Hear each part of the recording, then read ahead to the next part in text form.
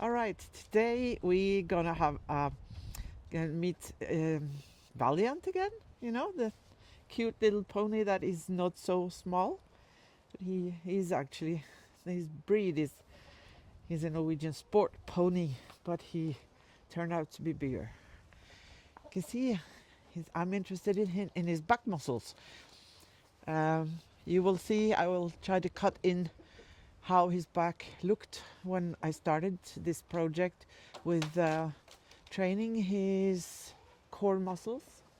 And you can see here there is a little slope down here, but it's not as big as it was.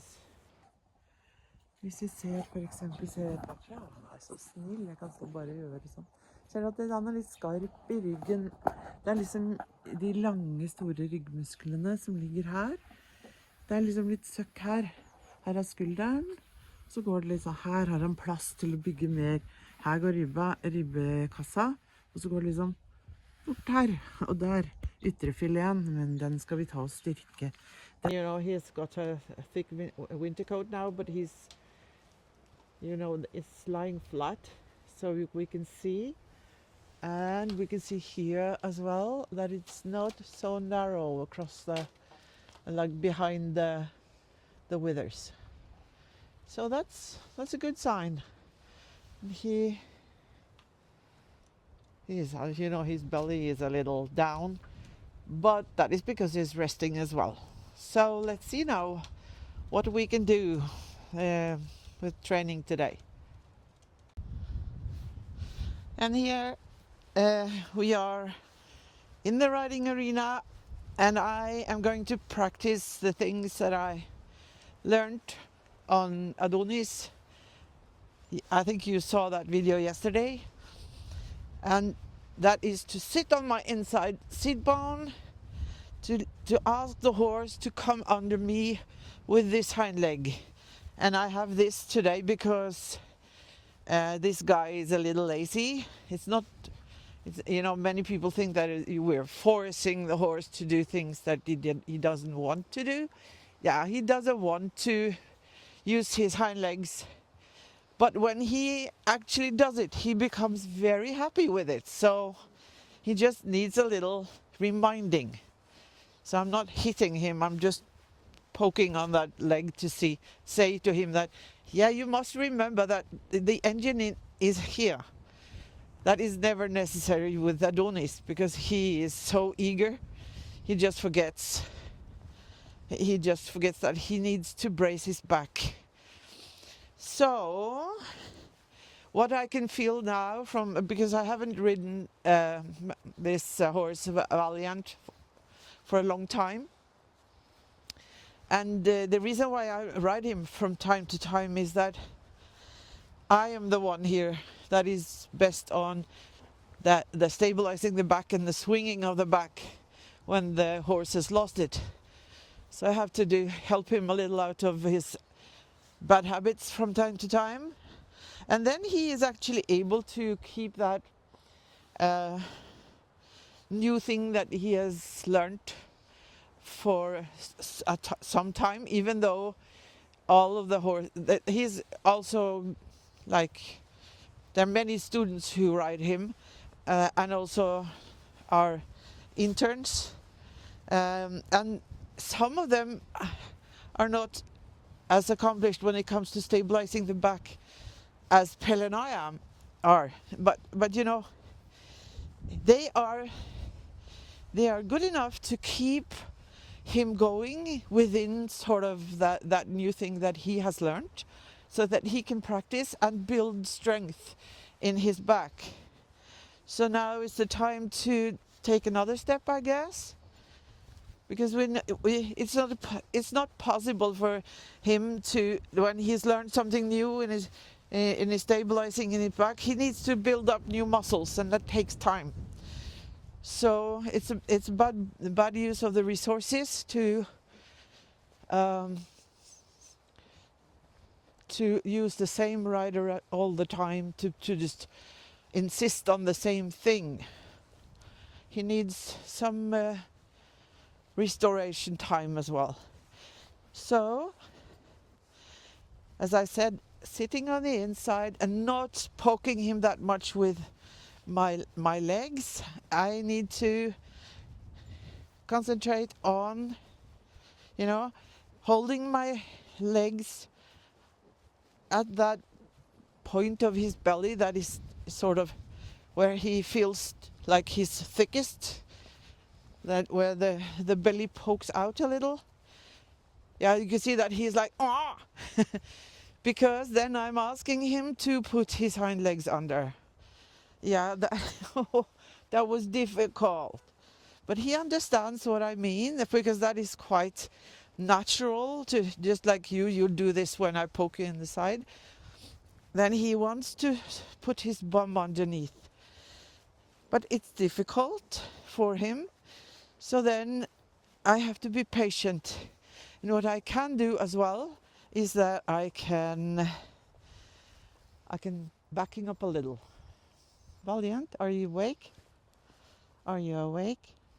He falls asleep very easily, so I have to sort of.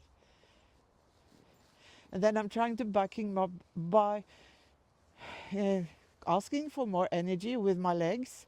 And when he tries to move forwards, I'm saying with my reins, no, go back instead. Use your energy backwards. And he does not want to, because he is very, very fond of his habits. So if he wants to be stubborn, I can be stubborn too. That's the best way to handle this guy, because he's stubborn, but after a while he's like, okay, I see, you're right. This is actually a good way to do it. He just needs to come out of his stubborn pattern. And it doesn't help to just whip him along. He doesn't get any better at moving just because I try to be mean to him. You need to try to understand the horse, even though he is actually a guy that is it feels like he tries to do the opposite of what you're asking all the time. But that is just his personality. You can't communicate and cooperate with someone that you don't want to understand. Yeah, was that a good thing anyway? Yeah. When he snorts like that, it means that he's relaxing in the right places. Yeah, good boy. Yeah. Yep. And I'm allowed to sit on this side and then ask. And it's Pele is away teaching, so I haven't got his eyes to tell me whenever he's not doing it right. So I have to trust my own feeling. That is something that we are always trying to do with our clinics as well.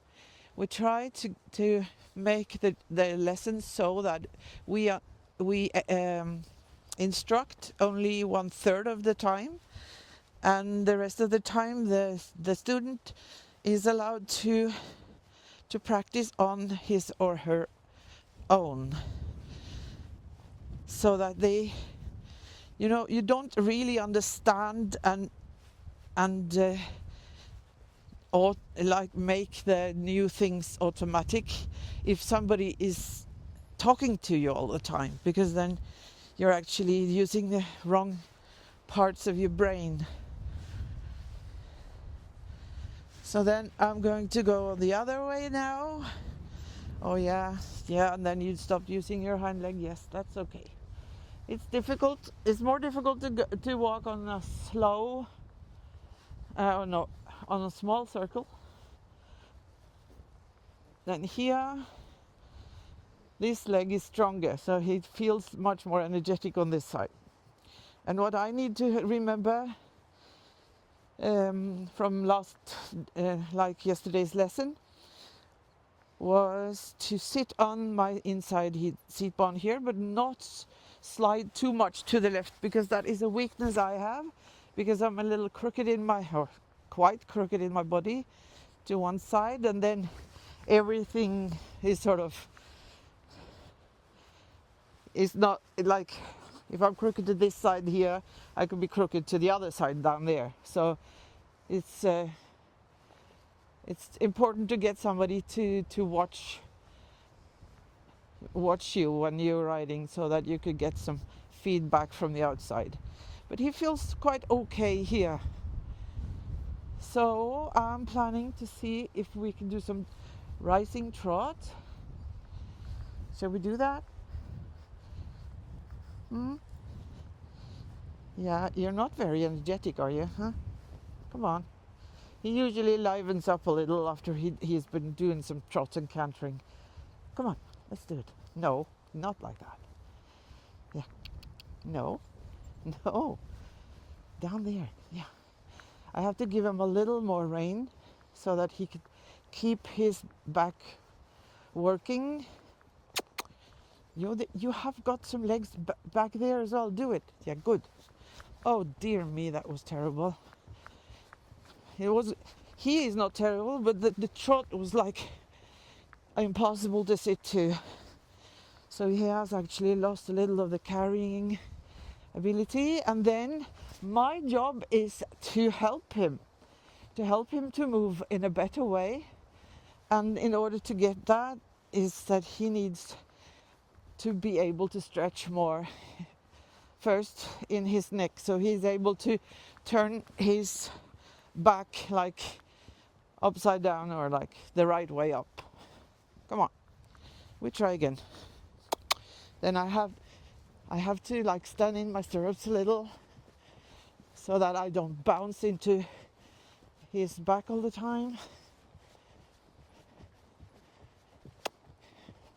Good boy. Come on, you can do it. So then I understand why he was a little reluctant. Yeah, come on, you can do it. Yeah, those legs, they are there still. Yeah, good, come on. Good boy. Now his back was starting to do it right, and then he stopped. And that is normal. You can see it in the former videos I've made with him, and also with the one with Tem Fox and Pelle, where Tem Fox stopped like really hard and suddenly every time he was feeling that his back was coming up. It feels strange for them, and it also feels like a little harder for the muscles in the hind legs because they need to carry some of the weight. Now I just let him walk and stretch and sort of get used to this new thing again. And I'm going to go the other way because we need to vary the training. I was thinking we should perhaps do some canter today, but we'll have to see, because if he's this hard and like stuck and stiff in his back, then he's not ready to do the canter in a good way. So we will see. Are we going again? Are we trotting? I'm squeezing with my legs and he's like no, because he doesn't want to trot in that old pattern, and I understand him. Then I need to gain his trust again and say, you must try, come on, this leg. Yeah, good boy. And I make it easy for him by standing in the stirrups and cushioning the steps with my knees and my hip joints. Good boy, come on, this leg. Yep, this leg. Come on. Good boy. So now I'm touching his leg every time he's kicking off with that hind leg.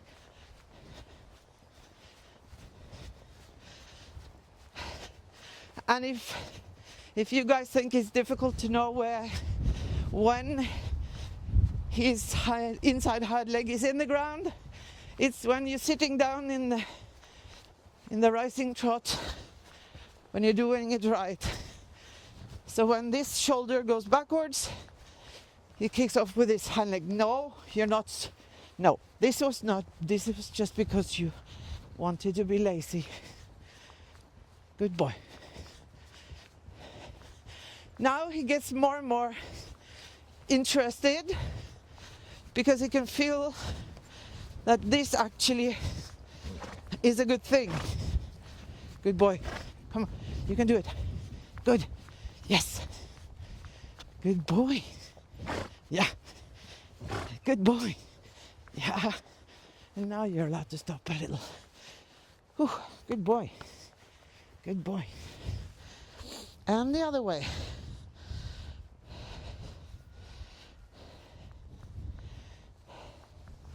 So it might be that this lesson is going to be a little more repetitive for you as the audience, but we really would like to emphasize how important it is to do all these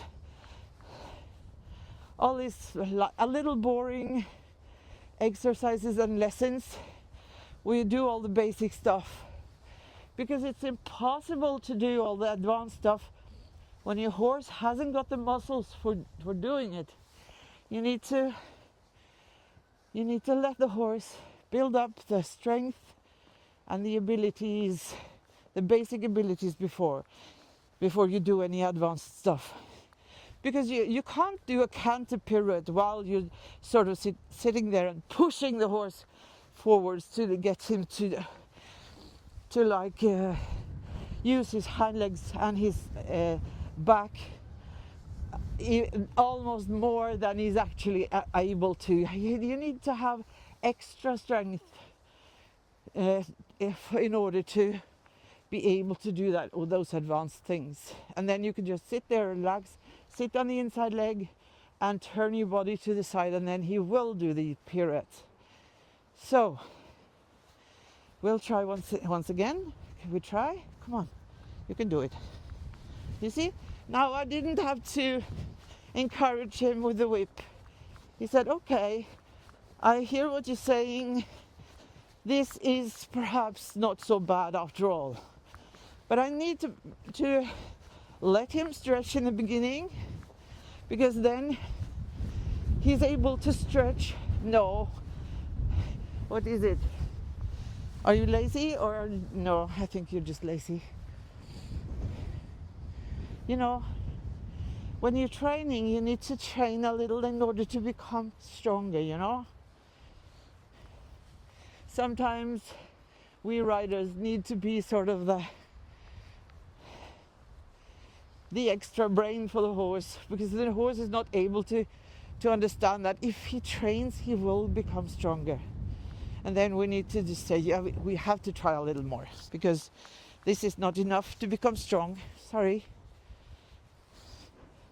Yeah, you need to do it. Come on. Oh yeah, then suddenly there was some energy there as well.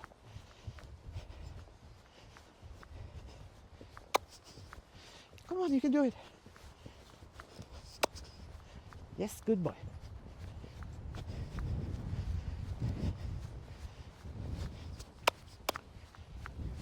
Good boy.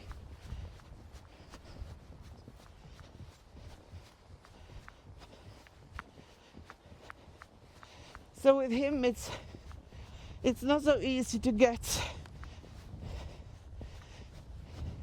him to get his hind quarters under before he has gotten rid of that thing that makes him, you know,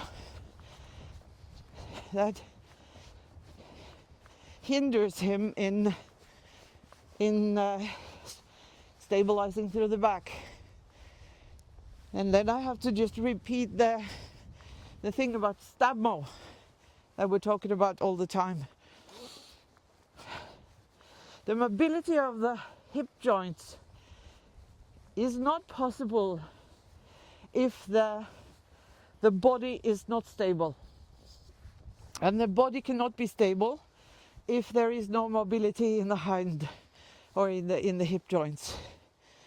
So we need to do that both at the same time. And then we need to like try to attack that problem from many sides. Sometimes from this side, sometimes from the other side, sometimes by just walking, sometimes by trotting, and perhaps cantering as well.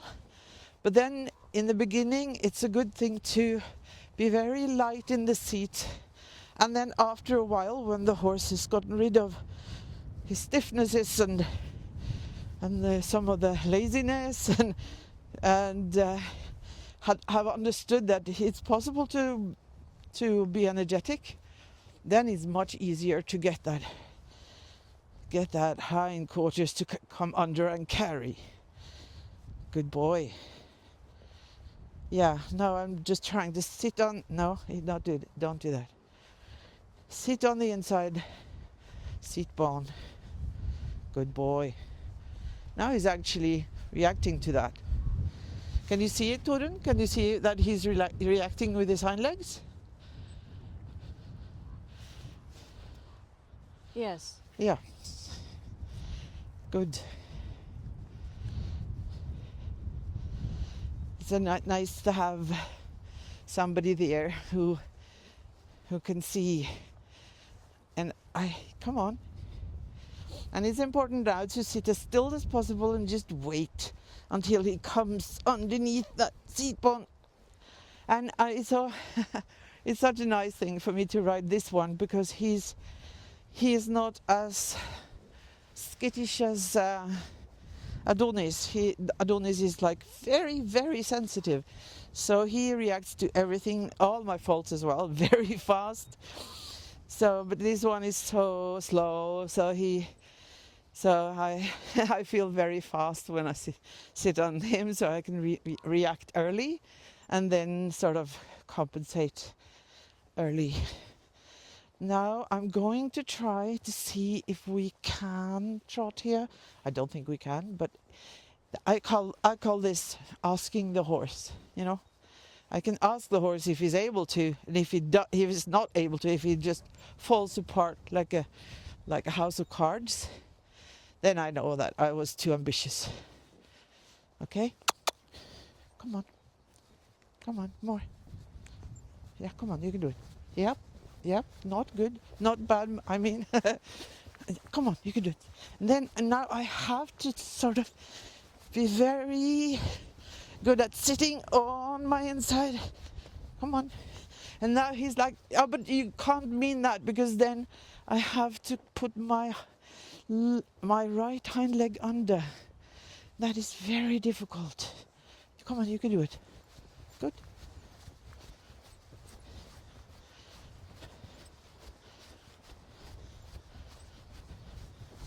Good boy.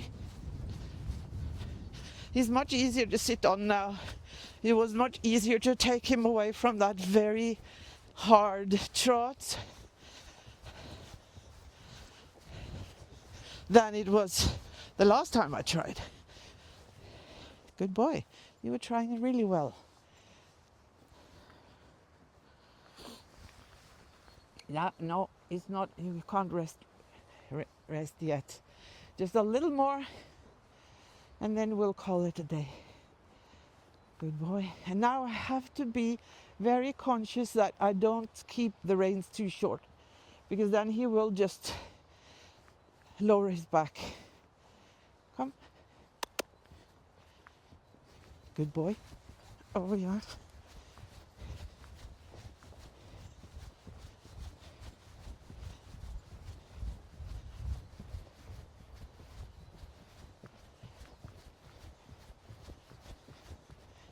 And it was a little too choppy for me to sit on. Then I started to rattle. So then there's no point in sitting there rattling. Then I have to just go down and wait until he finds his back again. Come on. Good boy. There, he stretches. Good boy. Yep, good boy. Yeah.